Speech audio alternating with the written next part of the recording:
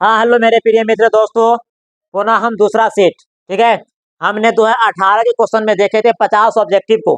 आपने कितने सही किए कितने गलत किया आप अच्छे से जानते होंगे। फिर 2019 यानी सेट नंबर 2। आज हम आपके बीच में सेट नंबर 2 लेकर आए हैं। इसमें भी 50 ऑब्जेक्टिव है और देखो आप 50 में कितना बना पाते हैं। चलिए हम आगाज करते हैं आपका पहला ही क्वेश्चन।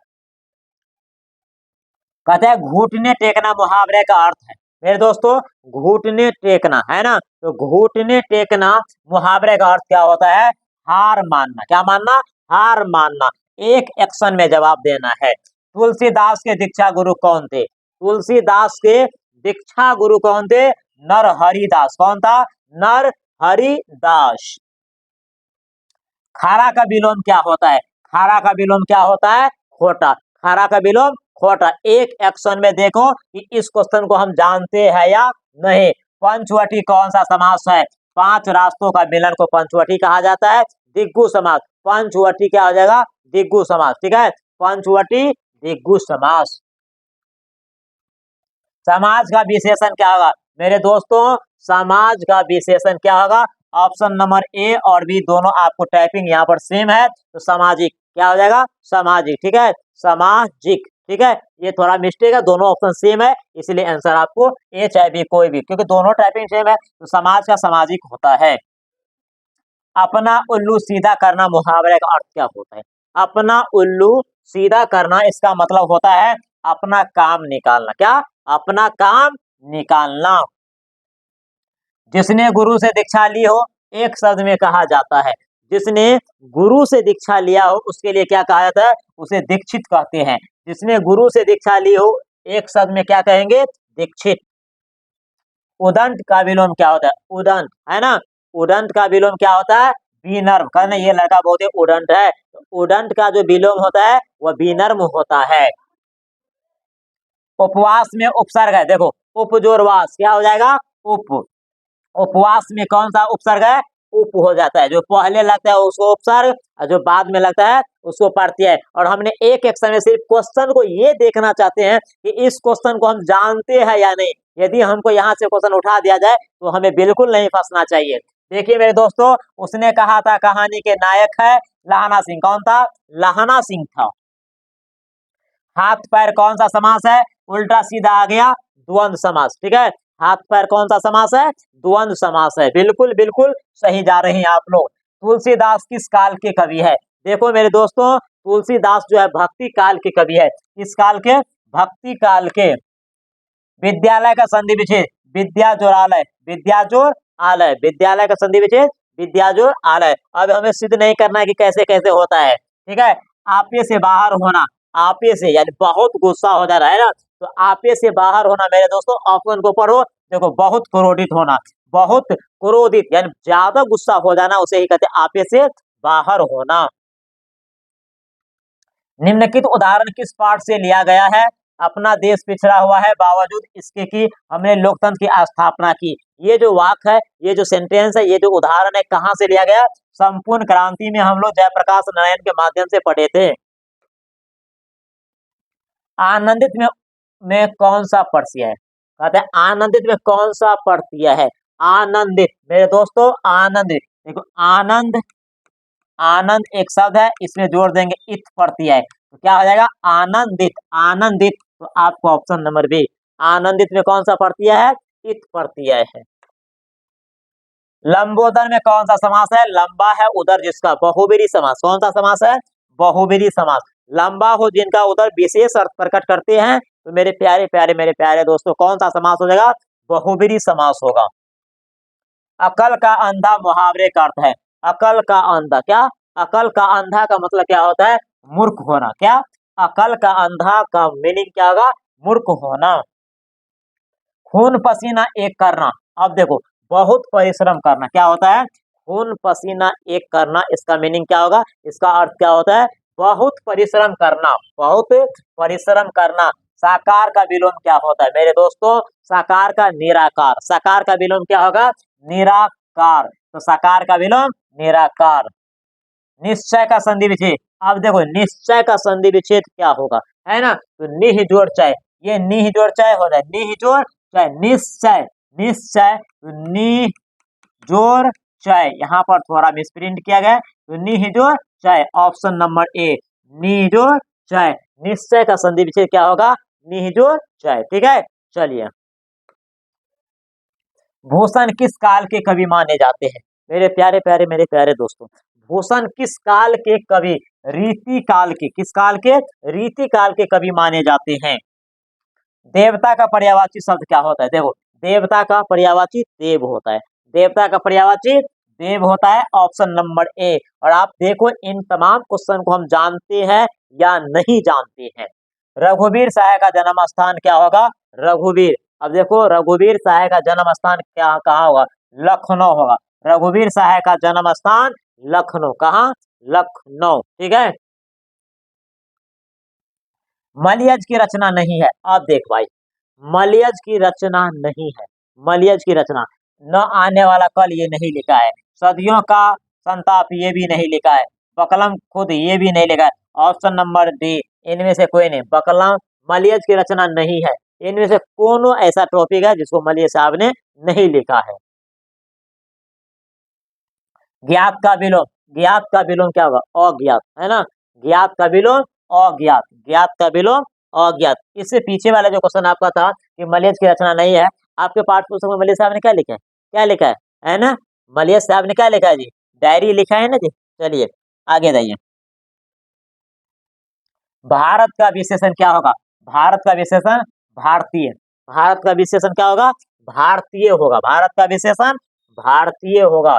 संपूर्ण क्रांति के रचनाकार है, देखो जयप्रकाश नारायण। 28 में क्या कहता है? संपूर्ण क्रांति का लेखक या रचनाकार कौन है? तो जयप्रकाश नारायण, जयप्रकाश नारायण। निंदा का विलोम क्या होगा? निंदा का विलोम अस्तुति, निंदा का विलोम क्या होगा? अस्तुति होगा। धरती का विलोम क्या होगा? अब देखो, धरती का आकाश होगा, आकाश का पताल होता है, ठीक है, तो धरती का विलोम क्या होगा मेरे दोस्तों? आकाश होगा, तो धरती का विलोम आकाश। उसने कहा था किस प्रकार की कहानी है? चरित्र प्रधान, कर्म प्रधान, धर्म प्रधान, वासन प्रधान।